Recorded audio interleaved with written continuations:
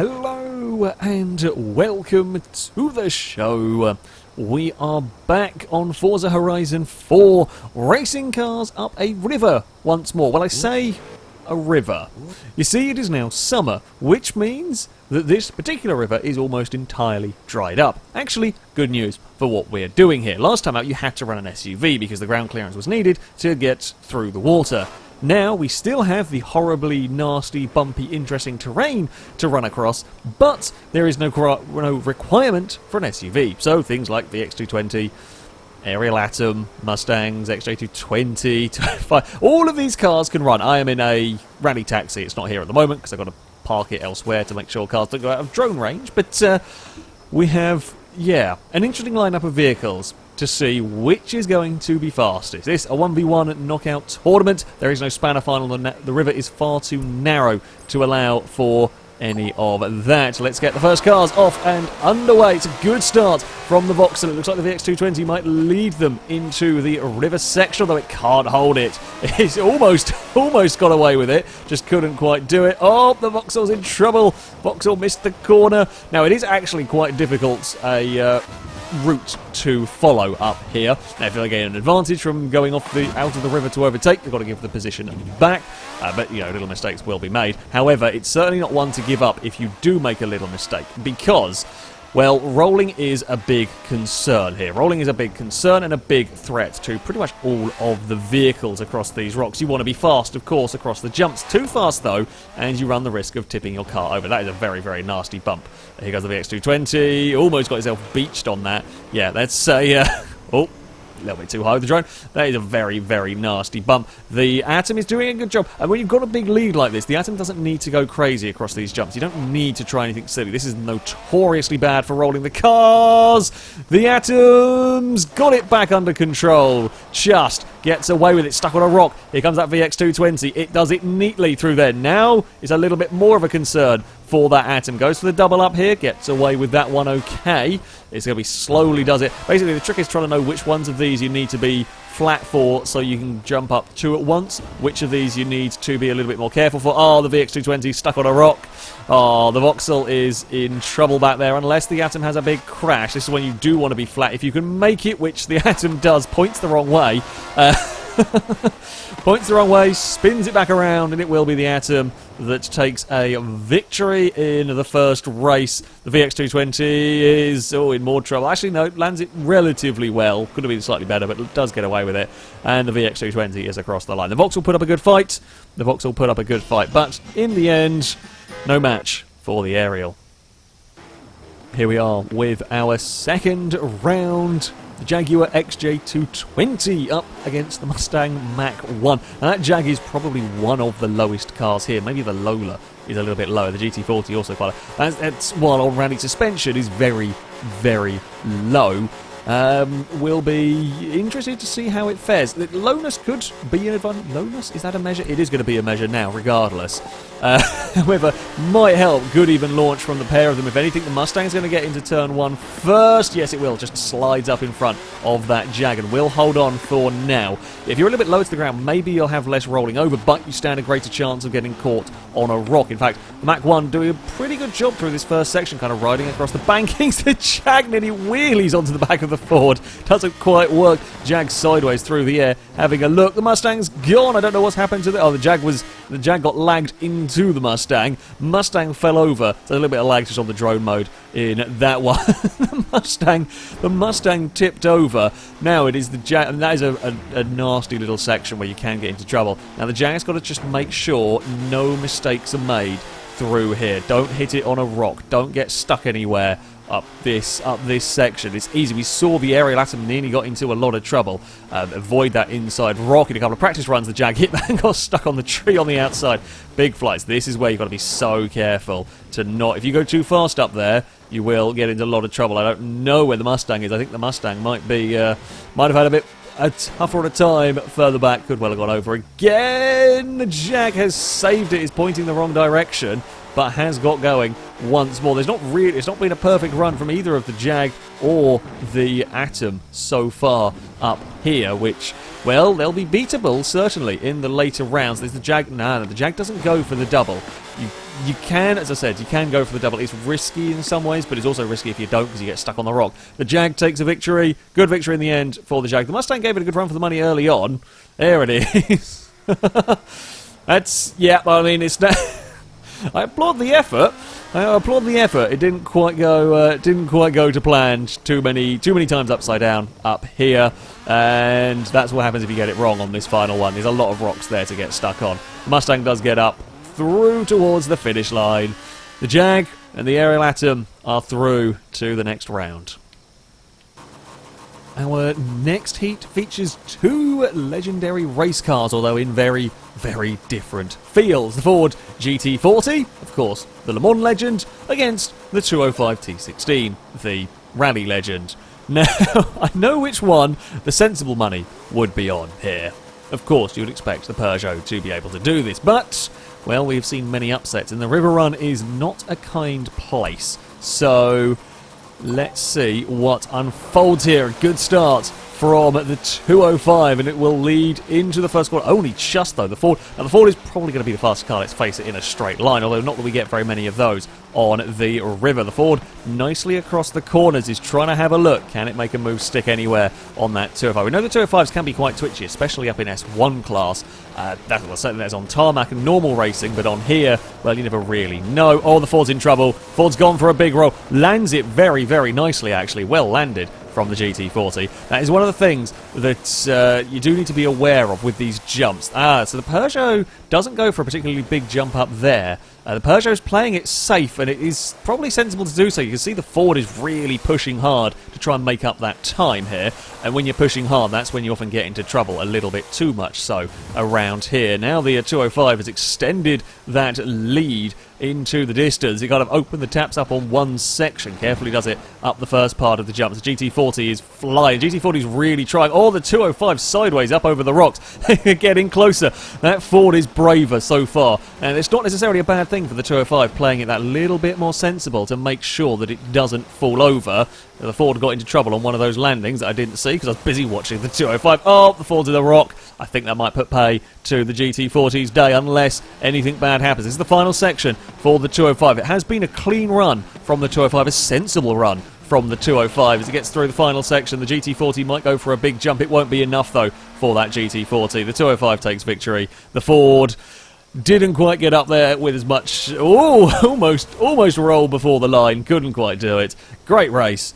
Great race indeed. The Ford bounced and rolled early on. The 205 could then take it a little bit safe, although, tell you what, that Ford very nearly caught back up. Good stuff.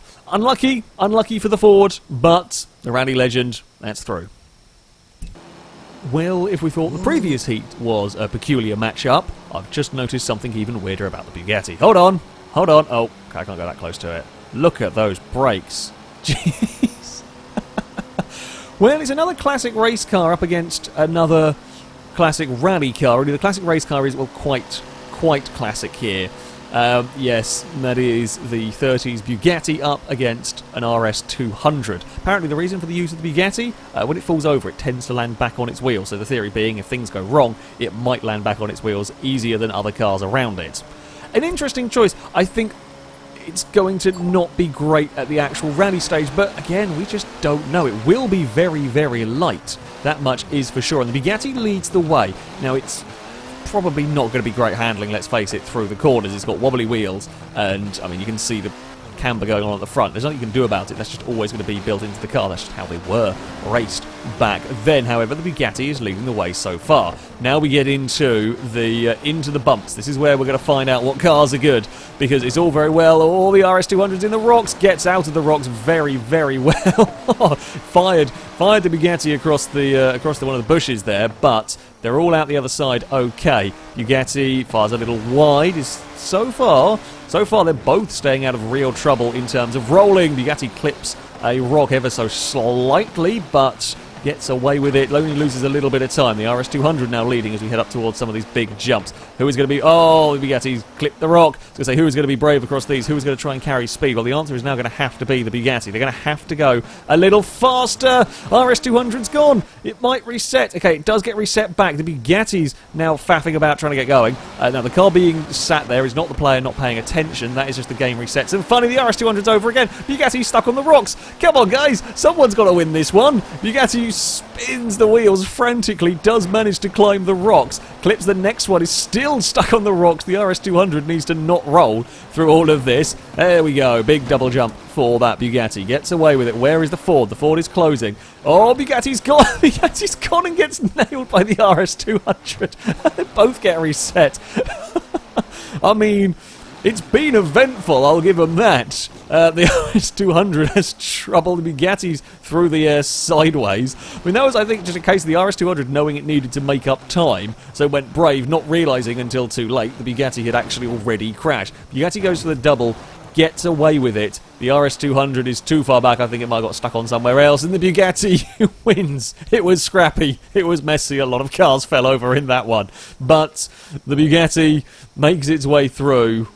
There's the RS200. The RS200 got stuck on a lot of... That does not look like it's particularly enjoying its time out here. It does look like it's just about got caught on everything. And there we go. The Ford will make it across the line. Well, it was certainly something. That's for sure.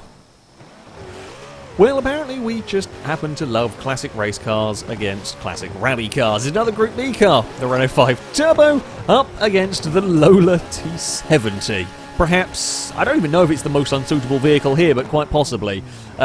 Lola, I have no idea. It is very low. I'd be worried about that front getting caught on the rocks. However, it might be amazingly fast up here. The Renault 5 Turbo we would expect to be, you know, fairly reasonable at this sort of thing. Let's get them off and underway. It's a fairly even initial launch. That Lola's speed into turn 1 is fantastic.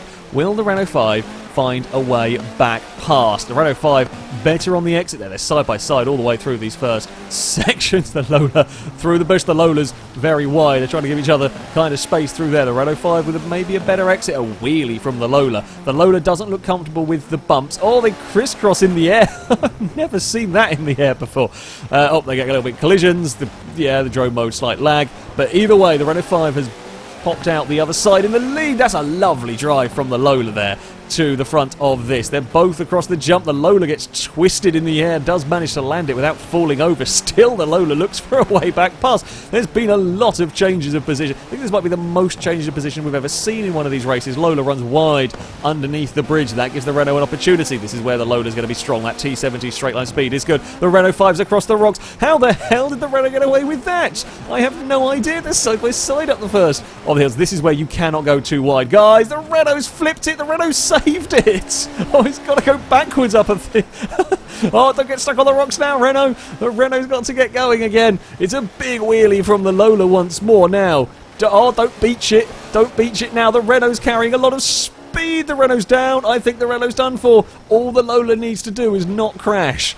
All the Lola needs to do on these next couple of jumps is not crash, not get it stuck. Sometimes going slow, though, through these is as dangerous as going quickly. Because, well, we saw how low the front of this car is. You get it stuck like that. That's the problem for the Lola. Can it get going up these rocks? The Lola has made it. It's clawed its way up. It's going to be victory for the T70. What a race. What an absolutely fantastic race that one was. The Renault 5 tried everything. It got I don't know how on earth it survived. It's not survived anymore. It's upside down in the ditch. However, what a race. What a race. That is by far and away the most positional change we've ever seen on here. When we got to this last section, the Renault... I mean, there gets a point where when you're second, you just have to go for it and hope you get lucky. There is a point where... the Lola pins you out of the way. Well, the Renault is out. Great performance from the Lola. That will go through. Right, it is my turn next to run through this course. As I said, I've got the Rally Taxi, my wide-body S1 class taxi. My theory being, I got near 1,000 horsepower, 998 in this. good acceleration, big tyres because of the wide body kit, and decent ground clearance to deal with the rocks. Handling might be a little questionable, but I'm hoping that the ground clearance is going to be enough. I think the bowler might be lagging backwards a little bit. It will probably pop forward as we set off underway. Either that or they've just forgotten to hold the handbrake while on the clutch or something. I don't know.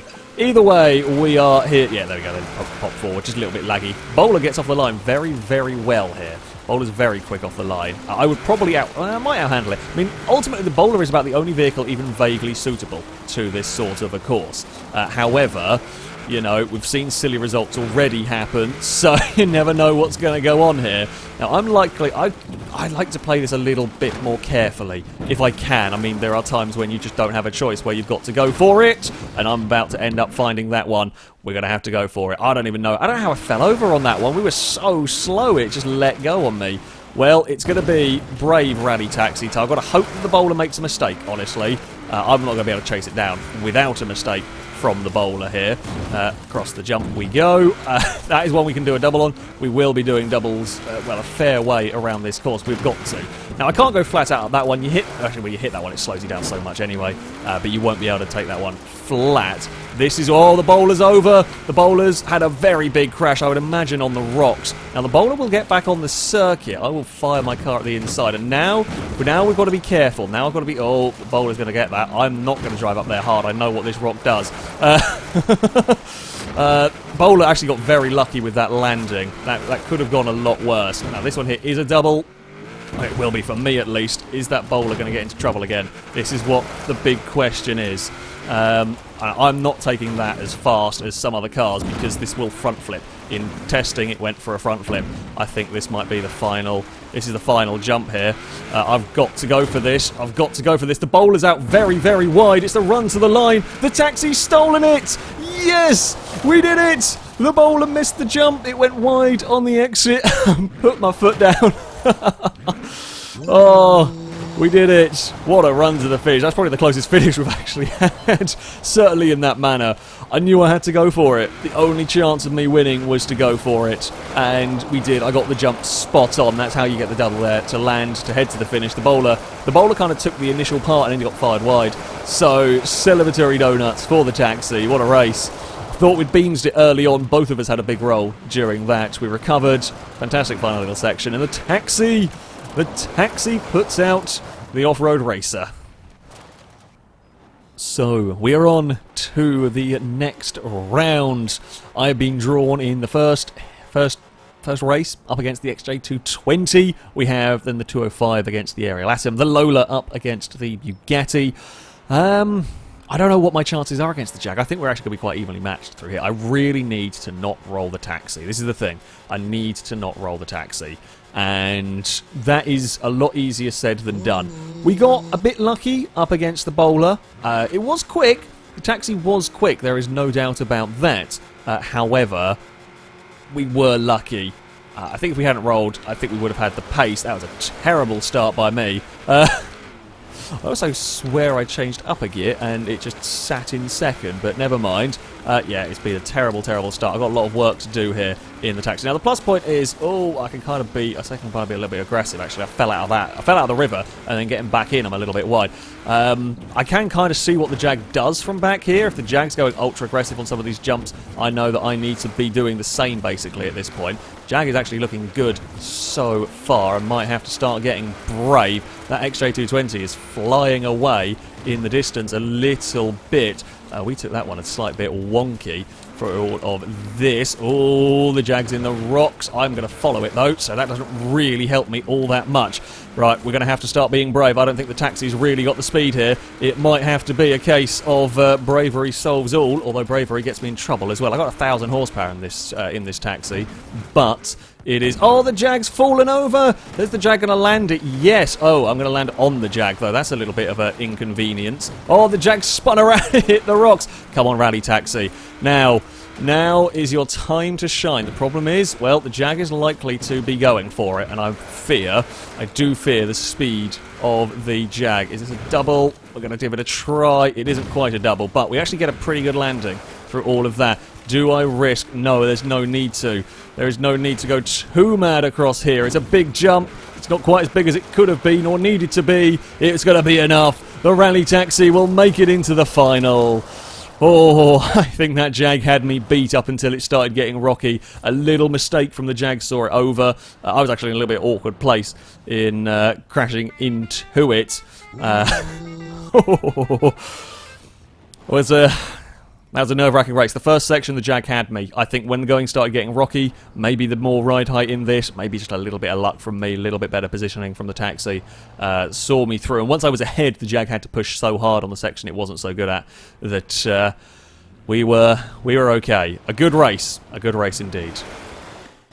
So, who will join me in the final? It is the Aerial Atom up against the 205. To be fair, I think whichever one of these I think is probably going to be faster than the Rally Taxi. It's whether I can keep my Rally Taxi out of the rocks perhaps better than these cars. The Atom's going to be very, very fast accelerating. However, will its very low ground clearance, even with rally suspension, be its undoing? We saw the 205 was consistent, and that's what matters here. It was smooth, did not make any mistakes really in its first round, and that is going to be important as well. We saw, hell, the Jag was probably faster than me. However, the Jag got into trouble, and that's how we got past. Oh, the Aerial is in the wall. The Aerial hits the rocks. The 205 gets the lead. However, the Atom will recover from that. It's not a big crash. I say that, and we're blasting down here in very fast cars. That's a big crash. That is a problem now for the Atom. The 205 has got to make it through here with no mistakes. Now, no mistakes from that 205 as we drove mode following it down here. Is it going to hit the rock? Oh, a little too close. Now comes the Atom's got the wrong side of the tree. It's not quite in the river, although you don't actually get very much time because you're so wide through there. You're a long way past the course. 205 very nicely up those rocks. The Atom's done. Oh, what a landing! Bonus points. You know what? Bonus points on the landing right there. 10 out of 10 landing for the front flip, land on your wheels, keep going. I mean, it'll be a 10 out of 10 recovery if you manage to find a way back past, but the 205 is very good at this final section here. 205 is playing it nicely, and the 205 in many ways can afford to not have to do what I did on the finish line. It doesn't have to take that massive risk jumping. The Atom's going for it! The Atom's in the drone! It's in the tree, though. The Atom nearly got it. If the Atom could have landed that one better, the Atom would have snuck it. The 205 does make it across the finish line to make it through. That was very close in the end. Great comeback from the Aerial. It almost did it, but was twisted on takeoff, ended up in a tree, couldn't get the power down, and in the end, the 205 will join the Rally Taxi in the final. So, with the final place in our grand finale up for grabs, we have that Lola against Bugatti, which, I'll be honest, is here because the RS200 had more trouble than it did. Now, maybe things will go differently in this race. I think this is going to be a tough one for the Bugatti to be able to win. I will be honest, I think it's going to be a tough one. However, the Lola could get stuck. This is the concern and the fear with those sort of sports cars. If it does get stuck on a rock, that could well be a problem for it. Again, off the line, the Bugatti gets the initial launch. This time, though, it's actually a little bit more evenly matched between them. Perhaps the Lola's made its match in terms of pure acceleration from the incredibly light Bugatti, but the Lola's going to be better controlled. The Bugatti is not nice through these opening corners. The Bugatti is not nice at all. Here comes that Lola. Oh, it tried to get up the inside. It wheelied into the side of the classic race car. I mean, they're both classic race cars. One's quite a lot more classic than the other. The Lola's almost over. It gets away with it. The Bugatti was in a lot of trouble as well up ahead here. Now, this is a lot of ground for that Lola to try and catch up, although we do know that it's later on in the run the Bugatti has trouble with a rock there. For an example, here is that Lola. Obviously, didn't have a particularly great run in that Lola, because it's not really gained much ground. When the going gets rocky, yeah, things are not going to be the most kind to that Lola up at the front. The Bugatti gets away with it. It's going to have to grab reverse. That's a bad place to be stuck. It's not reset, but it's not a fun place to be stuck. Now, the Lola's got to try and dodge the rocks. Not like that, though. The Lola might be done for here. The Lola's going to get reset, and it takes it a little while before the game lets you start driving the car again. Up the rocks goes that Bugatti. You can see how much oversteer the Bugatti's got going up through this course. The Lola, has a just good enough jump from that Bugatti. That wasn't good. The Lola's Lola does such huge wheelies in the air. It does help it from doing front flips and everything, but it's still not exactly safe. Oh, nice Nice landing. Nice landing. Will the Bugatti be brave? This is the question. Will the Bugatti throw it up the jump? No, the Bugatti's choosing to go for the safe option. And the Bugatti's stuck on a rock. Now, the Lola is going to go for it. The Lola's got to go for it here.